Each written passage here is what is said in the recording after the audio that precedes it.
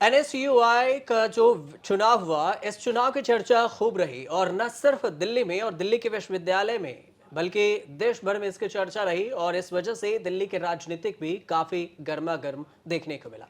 जब हम सड़कों पर उतरे तो यहां कभी ऐसा लगा ही नहीं कि दिल्ली में छात्रों का चुनाव हो रहा है, क्योंकि काफिला भी सांसदों से बढ़कर और यहां भीड़ भी शायद इतने विधायकों की भी भीड़ ना हो उतने ज्यादा।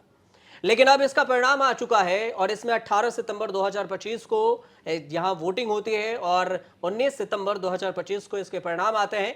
सबसे जो दिलचस्प बात यह है कि इस बार एबीवीपी की तरफ से आर्यन मान विजेता बने हैं, अध्यक्ष बने हैं, डूसू के अध्यक्ष बने हैं और दूसरे नंबर पर एनएसयूआई के राहुल झांसला रहे हैं।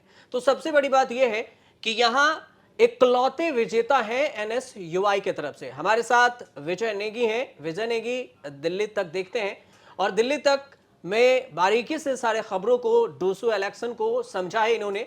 हम कोशिश करते हैं कि आपसे इस पर यह समझने की कोशिश करें कि एनएसयूआई मात कहां पर खा गई कि इस बार उसे एक ही सीट मिल सका। वो भी पिछली बार डूसू के ही अध्यक्ष रौनक खत्री थे, लेकिन इस बार एबीवीपी ने बाजी मार ली है। तो विजय, सबसे जो समझने वाली बात यह है कि हम शुरू करते हैं कि एनएसयूआई का जो ड्रॉबैक है वो कहां पर रहा, कहां पर ये पीछे हट पाई है। क्योंकि देखिए, आर्यन मान को जितनी सीटें मिली हैं, जितने वोट मिले हैं, सीट नहीं वोट जितने मिले हैं आर्यन मान को, उससे कहीं ज्यादा वोट एनएसयूआई के राहुल झांसला को मिला है। तो एक अध्यक्ष से ज्यादा वोट उपाध्यक्ष को मिला है, यह भी गौर करने वाली बात है। लेकिन एनएसयूआई के हार के फैक्टर को अगर समझे तो आपकी नजर से विजय क्या क्या लगता है कि क्या वजह सब हो सकती है? राजू जी, आपने जो सवाल शुरू किया था कि एनएसयूआई की हार का क्या कारण रहा, जबकि पिछले साल डीयू में रौनक खत्री एनएसयूआई के अध्यक्ष थे। तो सबसे पहले नोट करने वाली जो इस चुनाव में बात है, जो अब एनएसयूआई बैठ के देख रही होगी, आंकड़े खंगालेंगी, कि पिछले साल रौनक खत्री 1300 वोटों से चुनाव जीते थे। ठीक है। लेकिन इस साल एनएसयूआई 16,000 वोटों से चुनाव हारी है। अध्यक्ष पद की मैं बात कर रहा हूं। तो यानी कि जो आपकी अध्यक्ष पद की दावेदार थी, वो बहुत कमजोर थी। जोसलीन नंदिता चौधरी। जोसलीन नंदिता चौधरी, इस बात को कैमरे पे कहने पे कोई हर्ज नहीं है, क्योंकि जोसलीन नंदिता चौधरी को एनएसयूआई पैनल से सबसे कम वोट मिले हैं। हाँ, ये और एक चीज और भी है ना विजय की, देखिए जोसलीन नंदिता चौधरी को लेकर चर्चा ये थी और दूसरी चर्चा इस बात को लेकर भी थी कि क्या रील में फेमस होना और दिल्ली यूनिवर्सिटी के चुनाव में उतरना, ये दोनों में काफी फर्क पड़ा। और दूसरी तरफ ये आप भी मानते हैं, इसका भी आप भी इसका आकलन बताइएगा कि आकलन क्या कुछ हो सकता है। दूसरी चीज ये भी है कि जोसलीन नंदिता चौधरी हो या फिर एनएसयूआई में जो अध्यक्ष पद को लेकर है, वो फूट हो गए, दरारें हो गई हैं इसमें। इसके इनसे ही बागी होकर उमांशी लांबा मैदान में उतर गई थी। देखिए राजू जी, जब डूसू चुनाव की सुगबुगाहट तेज हुई, तो इन प्रत्याशियों ने तैयारियां बहुत तेज कर दी। अब जब तैयारियां हुई तो जो टॉप के 5 नाम थे जो हमारे पास आए थे, एबीवीपी से भी और एनएसयूआई से भी, तो एनएसयूआई से कहीं भी जोसलीन का नाम नहीं था। उसमें जरूर राहुल झांसला का नाम था, दीपांशु का नाम था, उमांशी लांबा का नाम था, लेकिन जोसलीन का नाम नहीं था। लेकिन अचानक से 11 सितंबर को एनएसयूआई टिकट आवंटन करती है और अध्यक्ष पद पर जोसलीन को अपना टिकट दे देती है। वहीं जो एक सबसे मजबूत दावेदार था, और जैसे आपने भी आंकड़ा भी बताया कि सबसे ज्यादा वोट जो इस डूसू इलेक्शन में मिले हैं वो राहुल झांसला को मिले हैं। तो वो प्रबल दावेदार थे इस पद के लिए, लेकिन उन्हें उपाध्यक्ष पद पर लड़ाया गया। और उसके बाद उमांशी लांबा, जो खुद तैयारी कर रही थी चुनाव लड़ने की, पिछले साल भी की उन्होंने और पिछले 6 सालों से वो एनएसयूआई से जुड़ी है, लेकिन जब उन्हें भी टिकट नहीं मिला तो उन्होंने भी फिर बगावत कर दी। बगावती सुर एनएसयूआई में बहुत जल्दी फूटते हैं एबीवीपी या अन्य दलों से। और इसके बाद ये हुआ कि जब उमांशी ने निर्दलीय चुनाव लड़ने की घोषणा की, तो खुद एनएसयूआई के अंदर 2 दल हो गए। मैं कहूंगा 2 नहीं, 3 दल हो गए थे। एक उमांशी के साथ चला गया था, एक दल ऐसा था जो चाहता था कि अध्यक्ष पद पर राहुल झांसला को टिकट मिले, और फिर एक वो दल बच गया था, वो गुट बच गया था जो सिर्फ एनएसयूआई को वोट देता है। अब एनएसयूआई जोसलीन को लड़ाए, उमांशी को लड़ाए, राहुल झांसला को लड़ाए, दीपांशु को लड़ाए, उन्होंने वोट एनएसयूआई को करना या फिर किसी भी उम्मीदवार को मैदान तो में वही वोट अगर आप देखेंगे जोसलीन को 12,665 वोट मिला है, वही वोट जोसलीन को मिला है। और जैसे आपने रील वाली बात की, तो देखिए रील और रियल में बड़ा अंतर होता है। और जब आप बच्चों के बीच जाते हैं, छात्रों के बीच जाते हैं, तो आपको वादे भी करने होते हैं। और वादे तो सब ने किए होंगे, लेकिन जो छात्र हैं वो भरोसा दिलाना बहुत बड़ी बात होती है कि आप छात्रों के बीच पहुंचे हैं, आप भरोसा दिलाइए। आर्यन मान जो हैं एबीवीपी के बड़े चेहरे हैं, वो हालांकि उनका नाम भी अध्यक्ष पद के लिए दूसरे तीसरे नंबर पे था, लेकिन उन्हें टिकट मिला और उनके लिए बहुत जबरदस्त कैंपेनिंग हुई, अंदर भी और बाहर भी।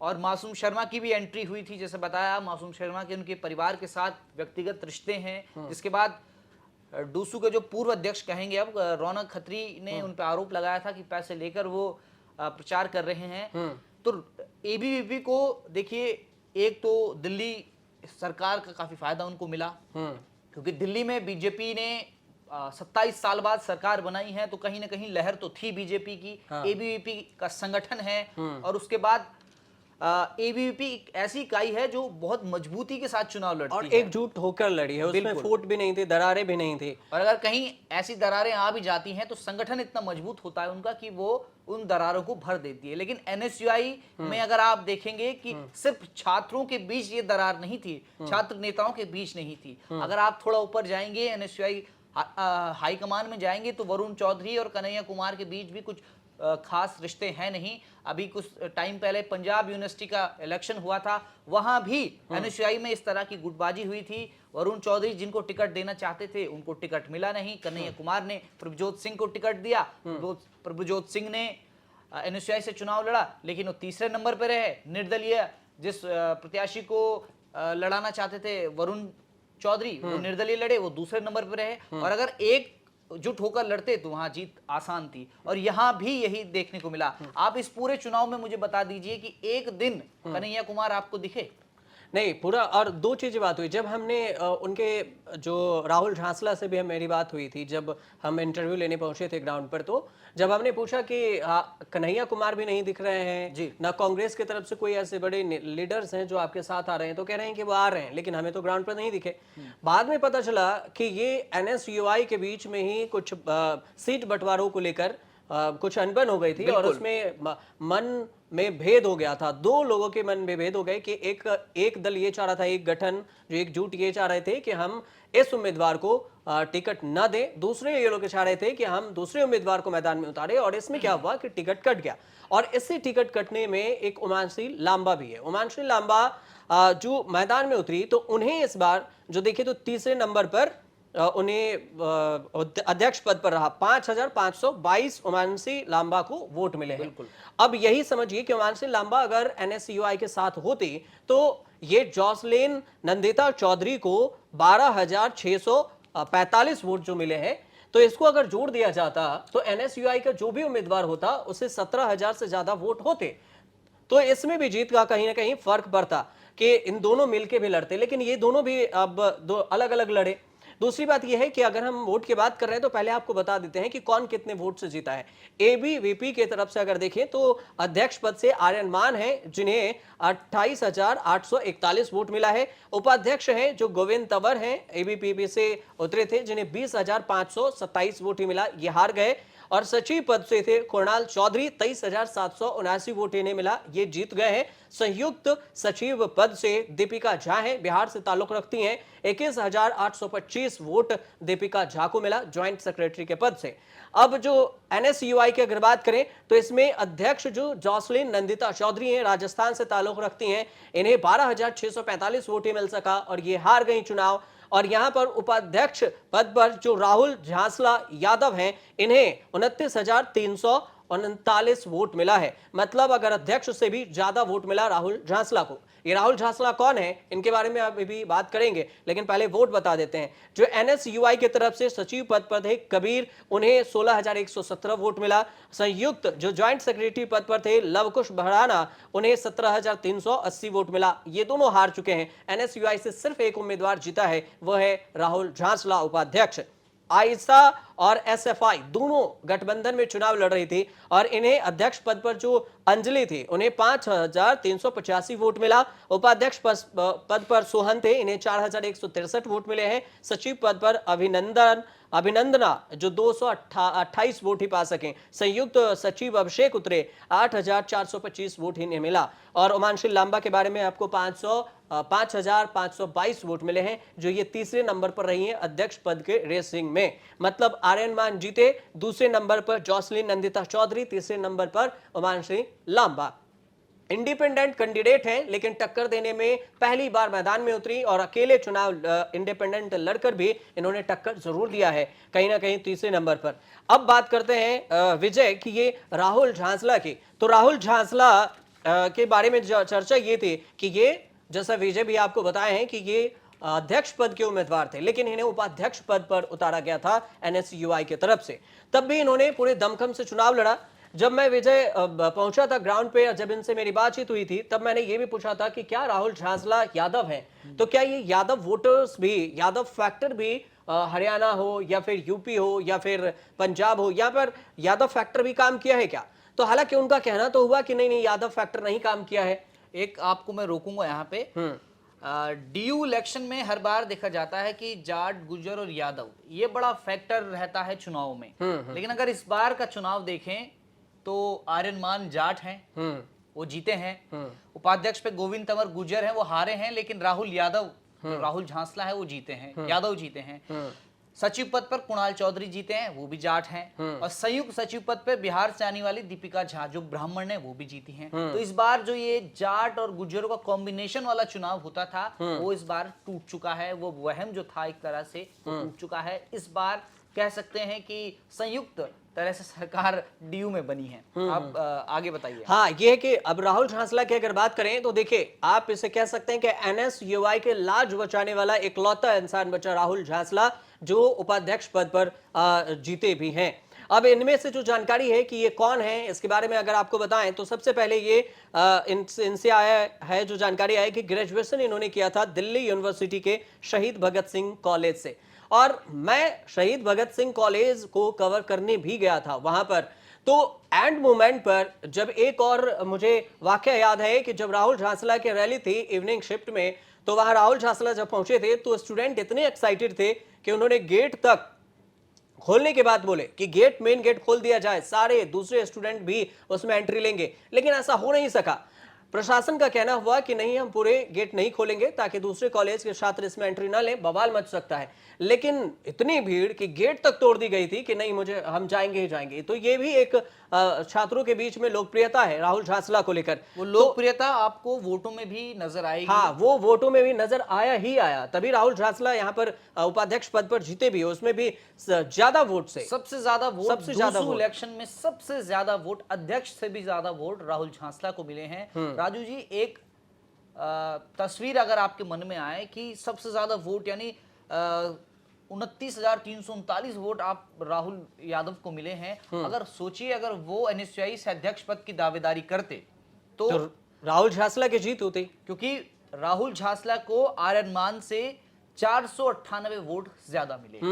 हाँ, यही बात तो है कि यही, तभी तो मैं आपको बोला था कि राहुल झांसला को एनएसयूआई की तरफ से अध्यक्ष पद के उम्मीदवार के तौर पर देखा जा रहा था। लेकिन अब अंदर के फैक्टर है कि क्या हुआ नहीं हुआ ये नहीं पता। लेकिन हाँ, जो निर्दलीय उम्मीदवार थे उमांशी लांबा, उनसे जब मेरी बात हुई थी इंटरव्यू के वक्त में, तो उन्होंने ये कहा था कि अचानक से एक दिन में ये पूरा खेल बदल गया विजय। एक दिन में कि रातों रात ही पता चला कि यहाँ जॉसलिन नंदिता चौधरी को टिकट दिया जा रहा है। उम्मीदवार और जो रेस में थी अध्यक्ष पद में उमांशी लांबा थे और इसके अलावा राहुल झांसला थे, लेकिन नंदिता चौधरी को मैदान में उतारा गया और वो हार गई हैं।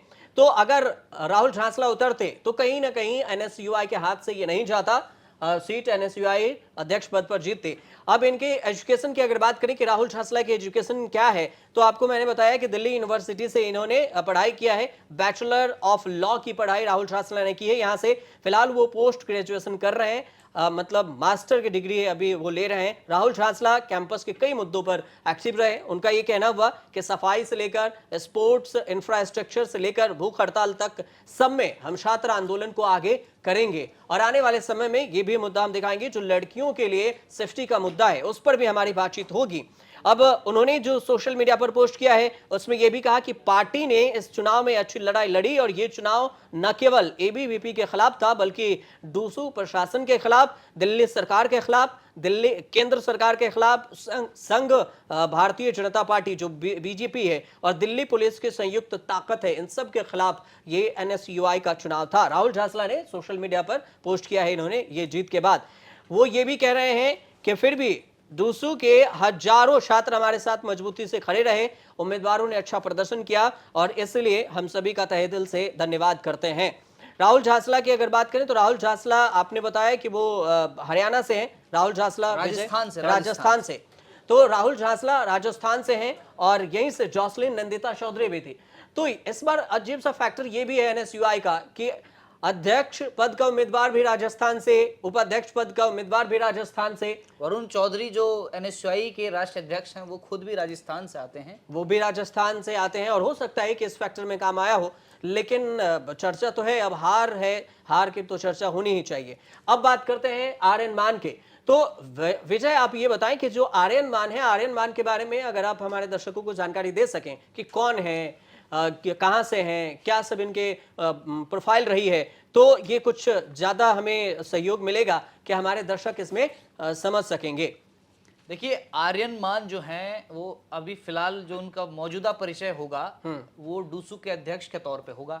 आर्यन मान एबीवीपी से जुड़े हुए हैं। उनका परिवार हरियाणा से आता है और उनके परिवार में कारोबार है शराब का। शराब कारोबारी उनके पिताजी और ताऊजी हैं और काफी बड़ा कारोबार उनका है और काफी नामित हैं। और जैसे कि मासूम शर्मा ने भी एक वीडियो में बताया कि मान परिवार जो इनका परिवार है उनके साथ मासूम शर्मा के व्यक्तिगत रिश्ते हैं, संजय दत्त के साथ इनके व्यक्तिगत रिश्ते हैं, यानी कि एक बहुत बड़ा परिवार है और काफी नामी परिवार है।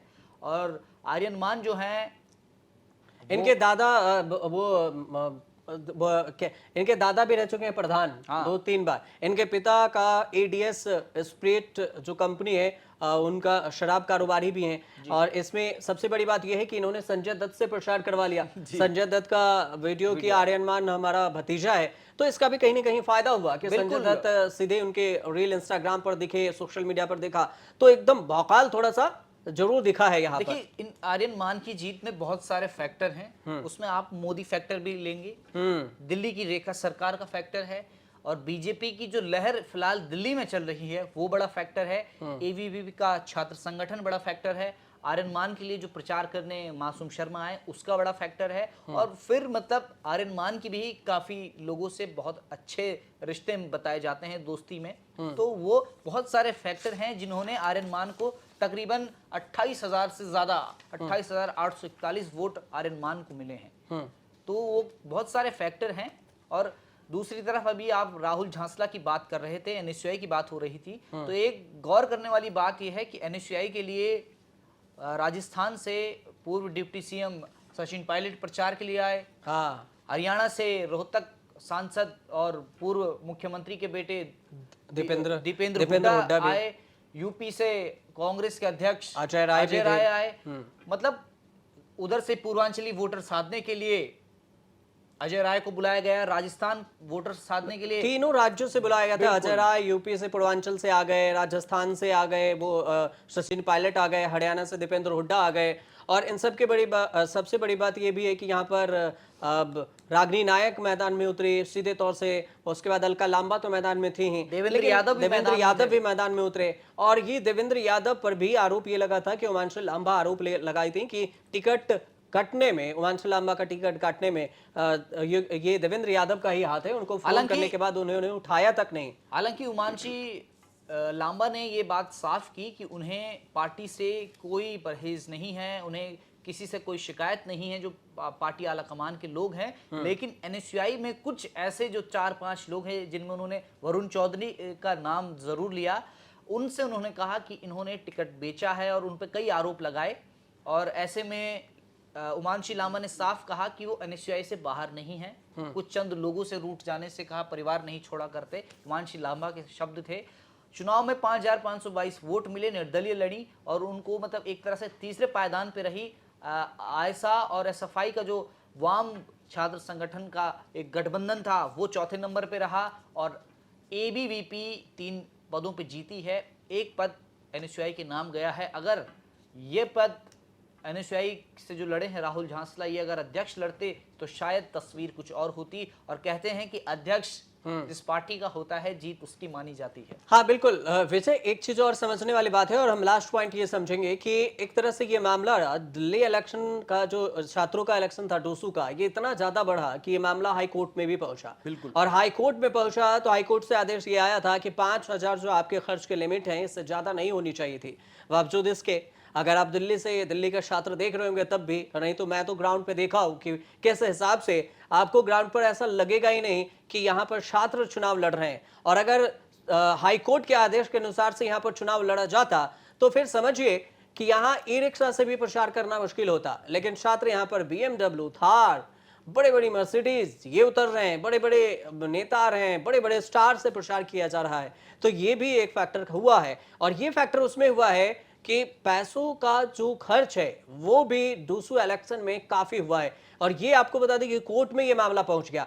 कोर्ट ने यहां तक आदेश दिया कि इस पर कार्रवाई होगी अगर करोड़ों रुपए जो उम्मीदवार खर्च करेंगे। लेकिन क्या लगता है कि इस पर कार्रवाई होगी? तो शायद आपका जवाब होगा कि शायद नहीं, और यही मेरा भी जवाब है कि कार्रवाई तो अभी फिलहाल कुछ नहीं दिख रही है। लेकिन ये भी एक उम्मीदवार, कई उम्मीदवार ऐसे भी मिले विजय जो ग्राउंड पे हमें 200 बाउंसर लेकर घूम रहे थे। अच्छा। तो ये इतने ज्यादा समझिए कि अपने लाव लश्कर के साथ आप डूसू का चुनाव लड़ रहे हैं, फिर एक आम इंसान के लिए भी तो काफी मुश्किल होगा कि वो चुनाव में उतरे और एक आम छात्र लड़ सके।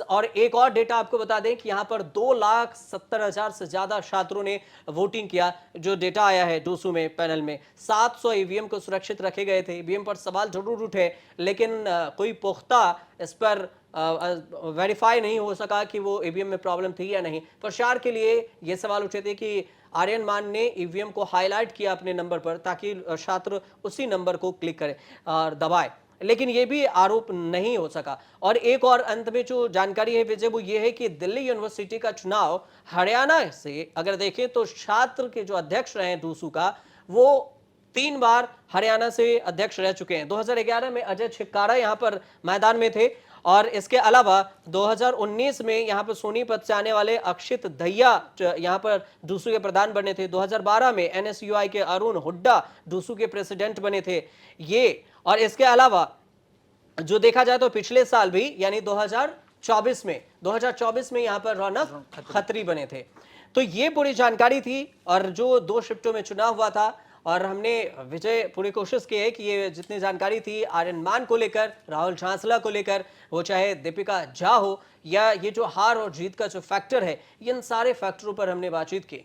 तो चलिए कुल मिलाकर जो हमने पूरे आपको जानकारी दी है वो पूरी जानकारी आपको समझ में आ गई होगी। और आपको हमारी जानकारी सही लगे तो आप हमसे जुड़िए, हमारे चैनल को सब्सक्राइब कीजिए और हमारे साथ बने रहिए और देखते रहिए हमारा तक पर यह खास जो कार्यक्रम हमने पूरा विश्लेषण आपको बताया है वो पूरी वीडियो।